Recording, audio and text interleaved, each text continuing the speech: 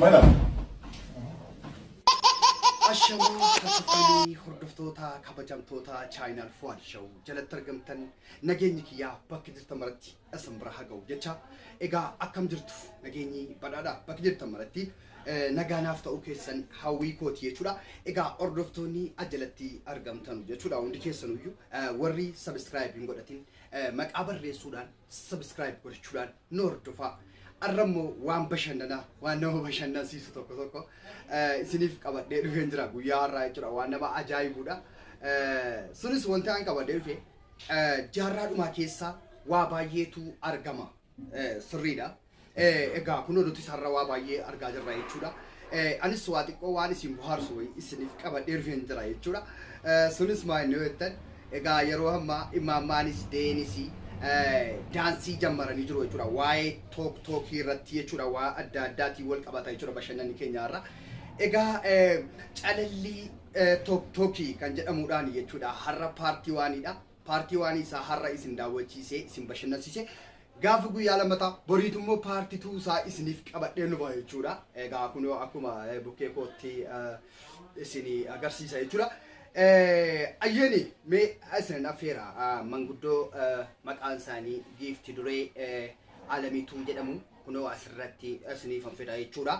Yeroo ammaatti kunoo jaalalli isaan qabe jechuudha. Tookii irratti jaalala isaanii ibsataa jiru jechuudha.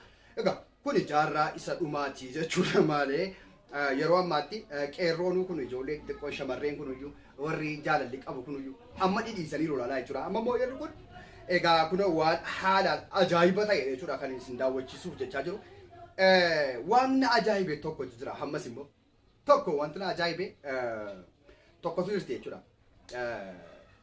Gudduu jechuun sheep namtitti isin dudduubbee kun maal kobbolee isin jedhan kun sirba amaaraatiin akkana gigish isa jedhamu sanayyuu maalitti qayyarte ishin immoo gara hudduu kanatti naanneffattee jechuudha akkana laa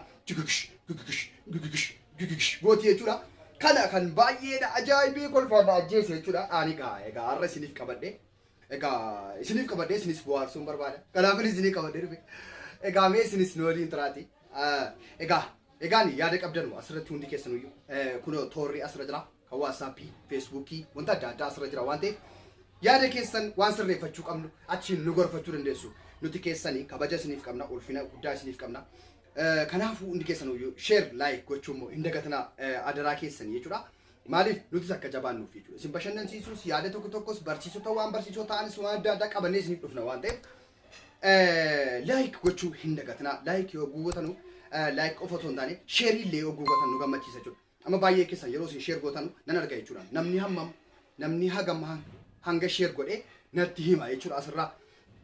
Kanaafuu sharing keessan baay'ee na gammachiise. Isinis baganaa jiraattan yoo isin jiraattan anis nan jiraadha.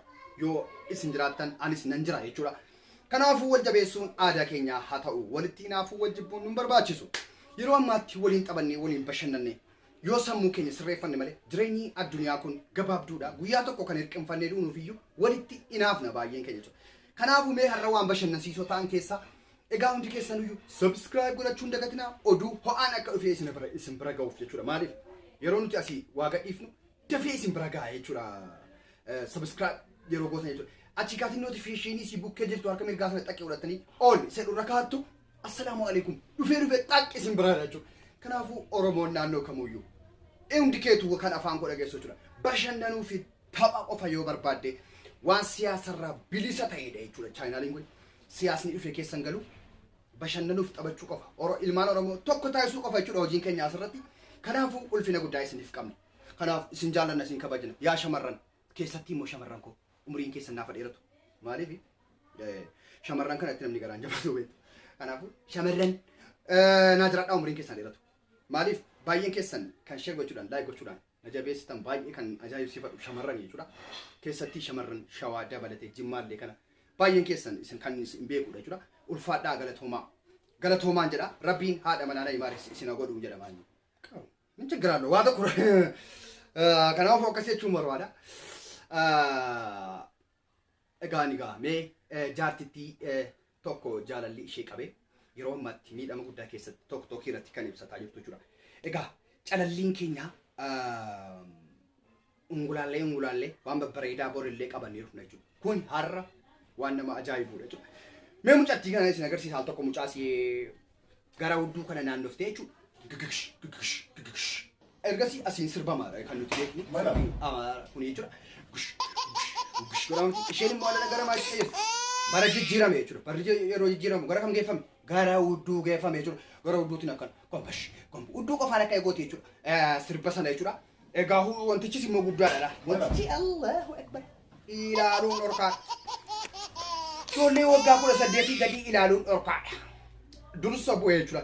Ijoollee waggaa keessan 18 ta'e ilaalinaa waan kana. Maaliif wantichi sun nama waswaasul kannaas jechuudha.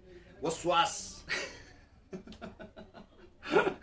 Kanaafuu kun dhiirota warra sadarkaa 18 hanga 20 wayii warra galtan ilaaluu rakkoon qabu. Maaliif garuu immoo waan barbaadina of eeggataa jechuudha. Amma ugish mee ugichas nagarsiisan dhufaal tokko na eegaa.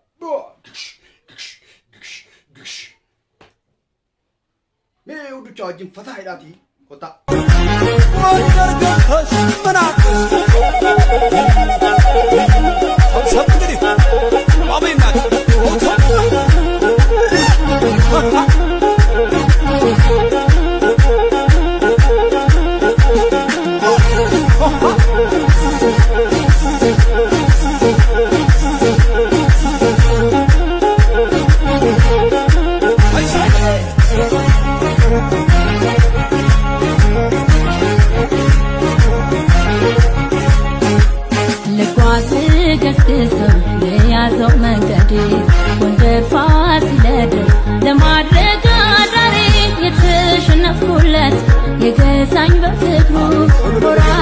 Real